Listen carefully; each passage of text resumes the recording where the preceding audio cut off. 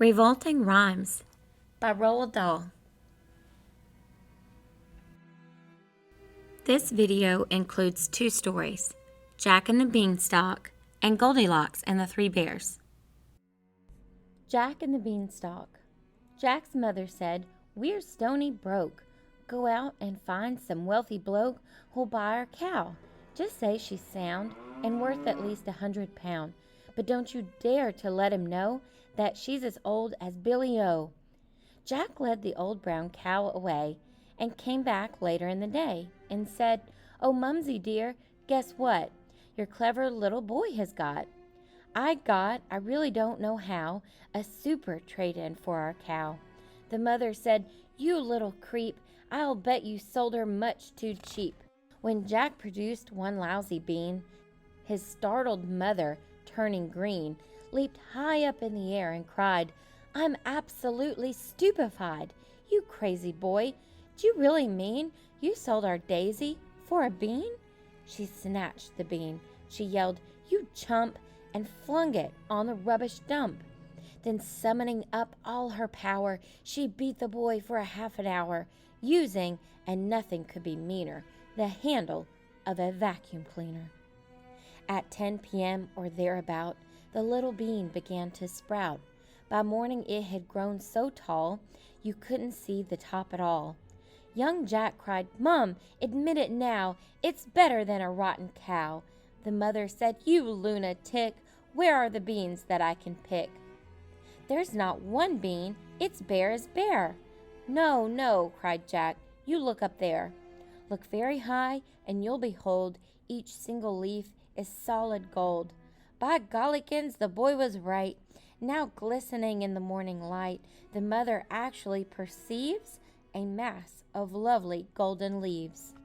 She yells loud, "My sainted souls, I'll sell the many, buy the rolls.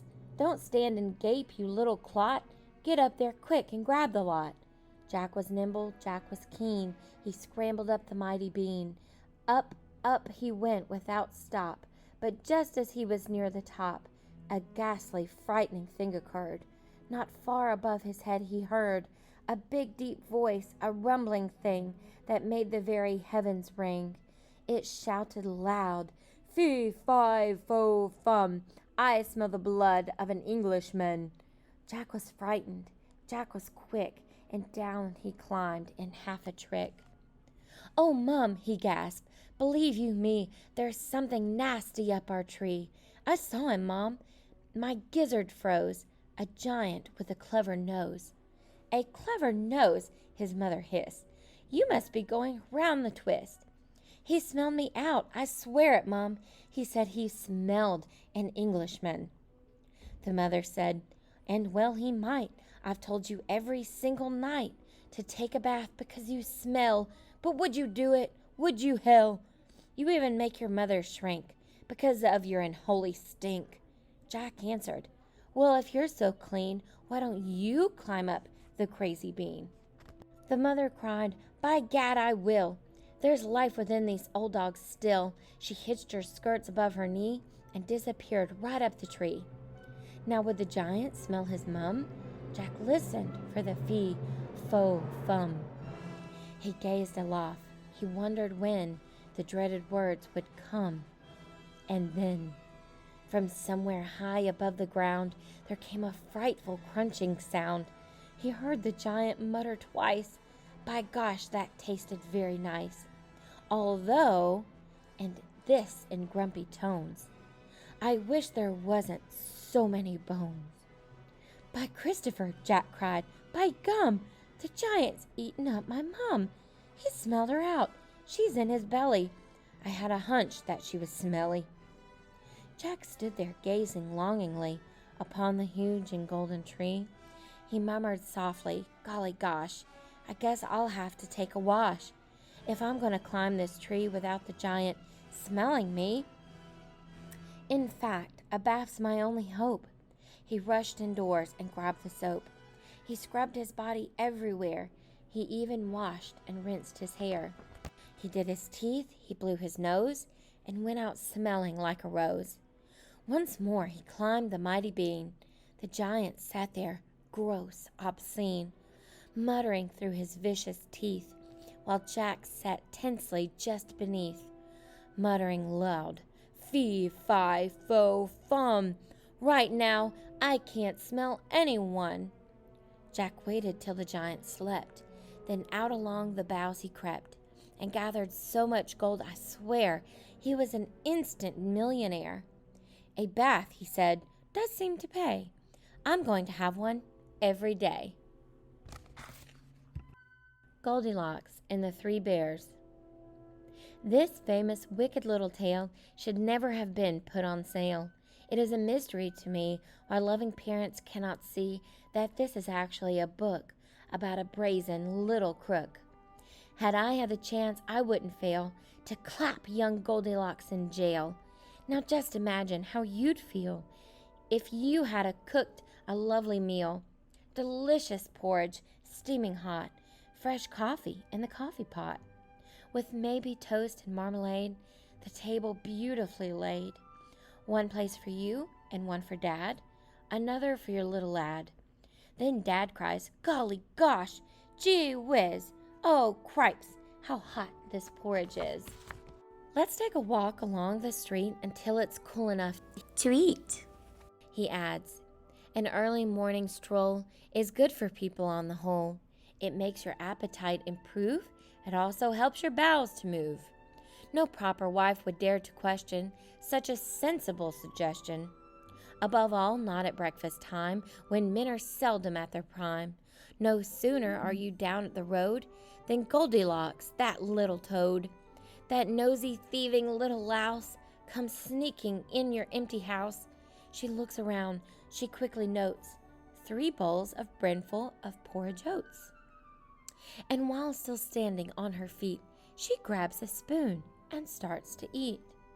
I say again, how would you feel if you had made this lovely meal, and some delinquent little tot broke in and gobbled up the lot? But wait, that's not the worst of it. Now comes the most distressing bit. You are, of course, a house-proud wife. In all your happy married life, you have collected lovely things, like gilded cherubs wearing wings, and furniture by Chippendale, brought at some famous auction sale. But your most special valued treasure, the piece that gives you endless pleasure, is one small children's dining chair, Elizabethan, very rare. It is in fact your joy and pride, passed down to you on Grandma's side. But Goldilocks, like many freaks, does not appreciate antiques. She doesn't care, she doesn't mind, and now she plonks her fat behind upon this dainty precious chair, and crunch, it busts beyond repair. A nice girl would at once exclaim, "Oh dear, oh heavens, what a shame!" Not Goldie. She begins to swear. She bellows, "What a lousy chair!" and uses one disgusting word that luckily you've never heard. I dare not write it, even hint it. Nobody would even ever print it. You'd think by now this little skunk would have the sense to do a bunk, but no. I very much regret she hasn't nearly finished yet. Deciding she would like a rest, she says, "Let's see which bed is best." Upstairs she goes and tries all 3. Here comes the next catastrophe. Most educated people choose to rid themselves of socks and shoes before the clamber into bed, but Goldie didn't give a shred. Her filthy shoes were thick with grime, and mud and mush and slush and slime. Worse still, upon the heel of one was something that a dog had done. I say once more, what would you think if all this horrid dirt and stink was smeared upon your eiderdown by this revolting little clown?